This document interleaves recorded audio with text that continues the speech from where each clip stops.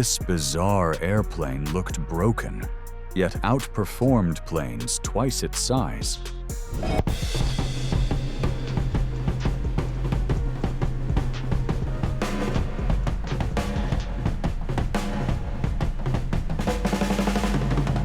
The Airtruk looked dangerously wrong, but this strange Australian aircraft quietly became one of aviation's toughest workhorses. The first time people saw the Airtruk, they genuinely thought something was missing. The airplane looked chopped apart and stitched back together in the wrong order. One pilot even joked it looked like a normal airplane rebuilt by a blind person. And honestly, from certain angles, it kinda did. But then something strange happened. The more people laughed at it, the more fascinated they became. Because despite looking completely unstable, this thing could take off from tiny dirt strips, carry ridiculous loads, and somehow refuse to stall where other aircraft would have already dropped out of the sky. And that's when everyone realized this weird little machine was hiding something seriously clever.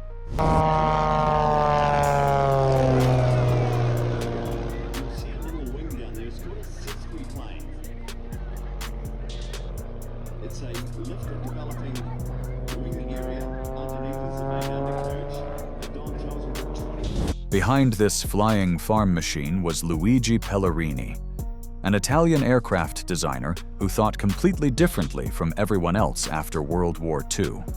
While most engineers focused on sleek, beautiful airplanes, Pellarini cared about one thing only: function.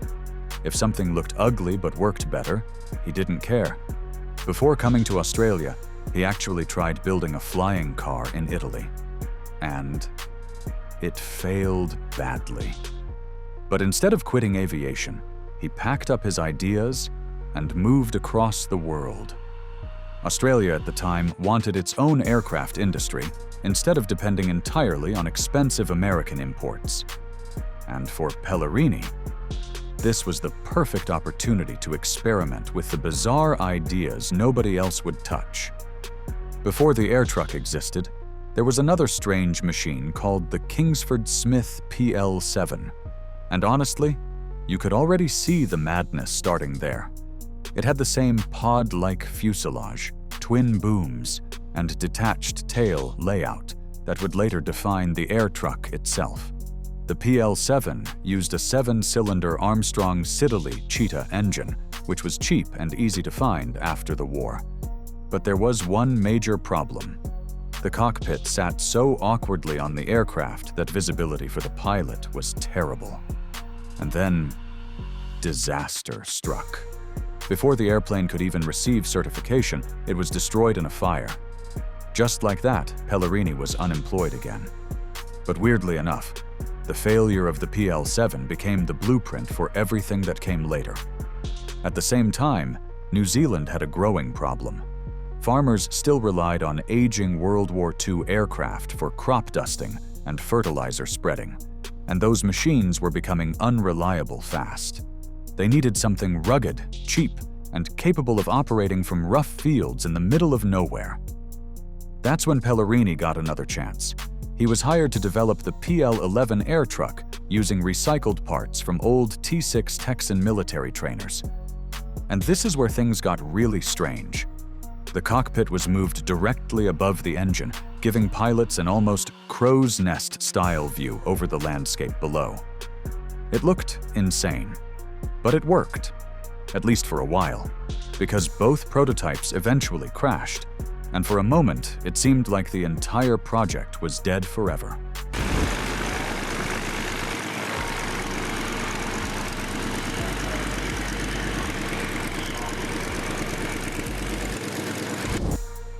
But then, Australia stepped back into the story. A company called Transavia Corporation saw potential in the strange design and brought Pellarini back to continue developing it. This new version became the PL-12 Airtruk, spelled without the C because the original Airtruk name already belonged to the New Zealand company. And honestly, this version was smarter in almost every way. It became smaller, lighter, and much cheaper to operate. The old radial engine was replaced with a more practical flat-six engine that mechanics already understood well. Maintenance became easier. Fuel costs dropped.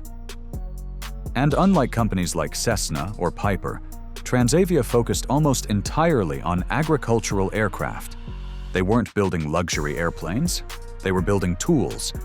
Now here's where things start looking truly ridiculous. Most airplanes have a normal tail connected directly behind the fuselage. The Airtruk didn't.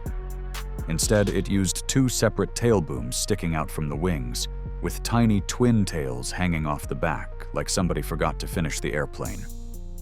From the side, the aircraft looked absurdly short, almost unstable. But this wasn't bad engineering. It was deliberate.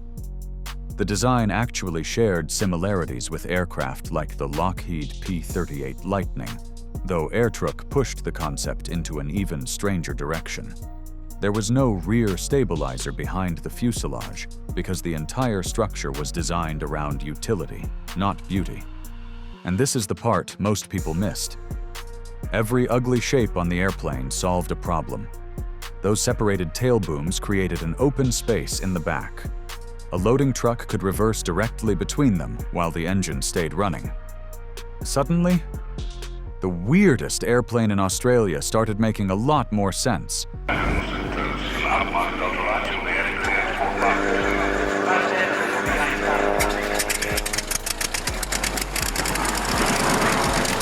Most crop dusters wasted precious time sitting on the ground, while workers carefully loaded chemicals into the hopper. But the Airtruk changed everything. Trucks could back directly between the twin tails and refill the aircraft without shutting the engine down. The moment the loading finished, the pilot could immediately throttle up and leave again. And for agricultural pilots, that mattered more than speed. Crop dusters only make money while flying. Every minute on the ground costs money.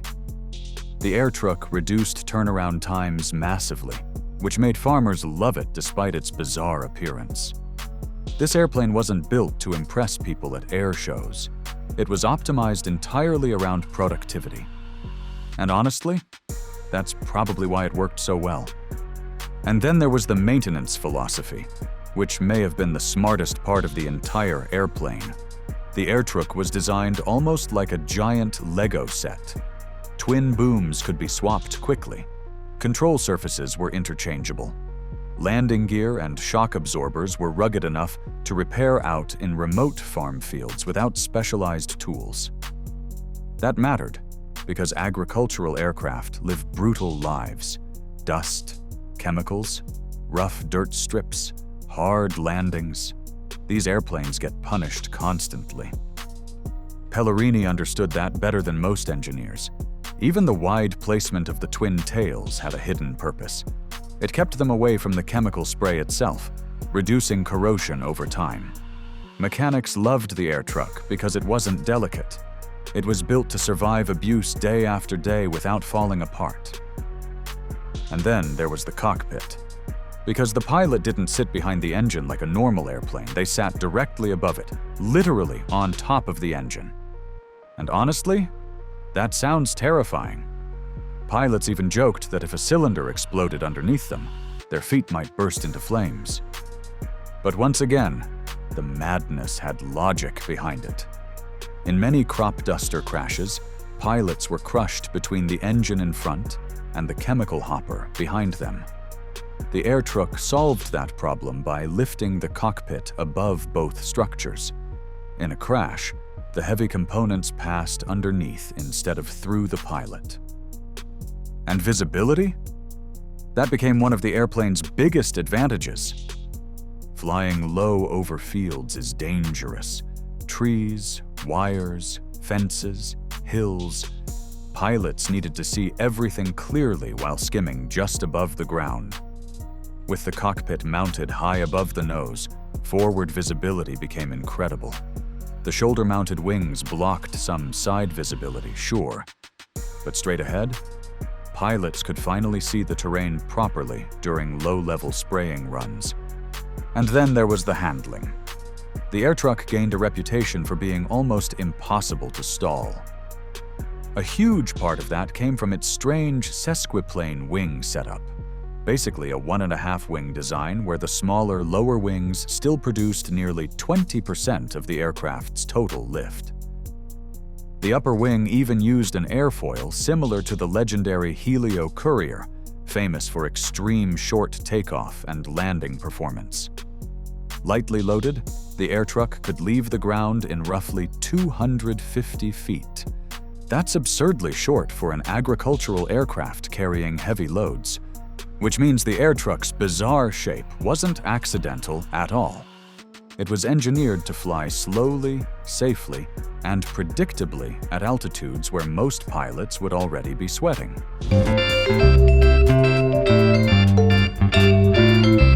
Now here's the surprising part. Pilots who actually flew the Airtruk usually respected it. Almost all of them described it as painfully slow with a weak climb rate, especially when fully loaded. But once airborne, the airplane handled better than its appearance suggested.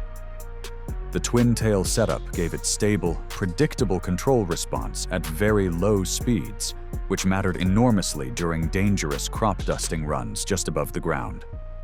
And that confidence changed everything. Agricultural flying is already risky enough without fighting the airplane itself.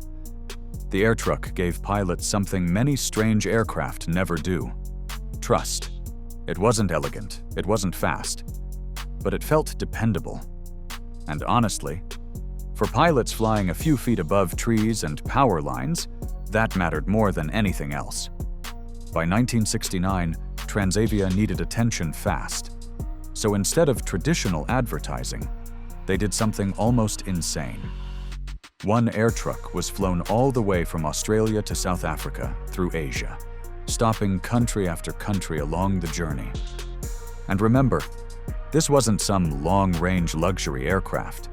It was basically a flying farm truck crossing enormous distances. The entire trip became a rolling demonstration of reliability and toughness. If this strange airplane could survive that journey, it could survive almost anything farmers threw at it. The stunt actually worked. A few more aircraft were sold in South Africa afterward, and the Airtruk slowly started building an international reputation far beyond Australia. And then, Hollywood accidentally turned Airtruk into a cult icon. The airplane appeared in Mad Max Beyond Thunderdome alongside Mel Gibson and Tina Turner. And honestly, it fit perfectly into that harsh Australian wasteland aesthetic.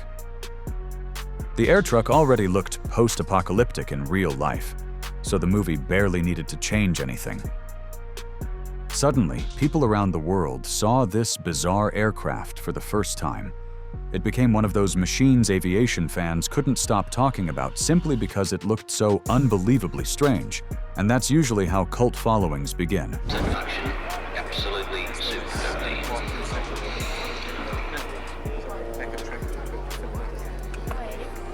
One of the things that's very interesting about this particular... But here's the frustrating part. Despite all the clever engineering, the Airtruk never became a major commercial success. Only around 117 to 118 aircraft were built, depending on which records you trust. And one huge reason was price. The airplane often cost more than competitors from companies like Cessna, Piper, and Grumman. And then there was another problem: Australia itself. Transavia desperately wanted government support to grow a local aircraft industry, but assistance remained weak. At the same time, many Australian buyers still believed imported aircraft were automatically better than anything built domestically. Which is honestly ironic, because in some ways the Airtruk outperformed its rivals. It could carry huge payloads, operate from rough fields, and survive incredible abuse. But aviation history is full of practical machines that lost to better marketing, stronger brands, or public perception. And Airtruk became one of them. Even so, the Airtruk quietly spread across the world. Aircraft ended up operating in Malaysia, Singapore, Taiwan, South Africa, Kenya, Thailand, Yugoslavia, Spain, and even parts of North America. For a weird Australian agricultural airplane, that's honestly pretty impressive. And the reason was simple. Farmers everywhere needed rugged aircraft capable of working from rough, isolated strips under harsh conditions. The Airtruk wasn't delicate. It didn't need fancy infrastructure. It just showed up, carried heavy loads, and kept flying. Which meant that while mainstream aviation ignored it, operators in difficult environments understood exactly why this strange machine mattered. Today, only a small number of Airtruks still survive. And honestly, that's not surprising. Agricultural aircraft live brutally hard lives. They fly low, carry heavy loads constantly, and operate from rough dirt runways day after day. Many Airtruks were eventually lost in accidents or simply worn out from years of punishment. But here's the remarkable part. The design actually protected pilots incredibly well in many crashes, exactly like Pellarini intended. The elevated cockpit and unusual structure often prevented the pilot from being crushed by the engine or hopper during impacts. And maybe that's why aviation enthusiasts love Airtruk now. It wasn't pretending to be glamorous. It simply did its job better than anyone expected.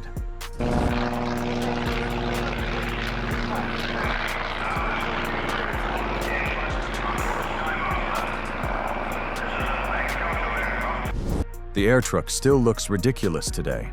There's no escaping that. But once you understand why every strange shape exists, the airplane suddenly becomes kind of brilliant. Luigi Pellarini wasn't designing for beauty. He was solving problems. Faster loading, better visibility, safer crashes, shorter takeoffs, lower maintenance. Every weird feature had a purpose hidden behind it. And maybe that's why people still remember Airtruk decades later. Because it proved something most aircraft never do. Unconventional ideas can work beautifully when the engineering underneath actually makes sense. Airtruk never became famous because it was beautiful. People remember it because it solved problems nobody else could. Every strange design choice served a purpose, and decades later, aviation fans still admire this flying farm machine for doing exactly what it was built to do.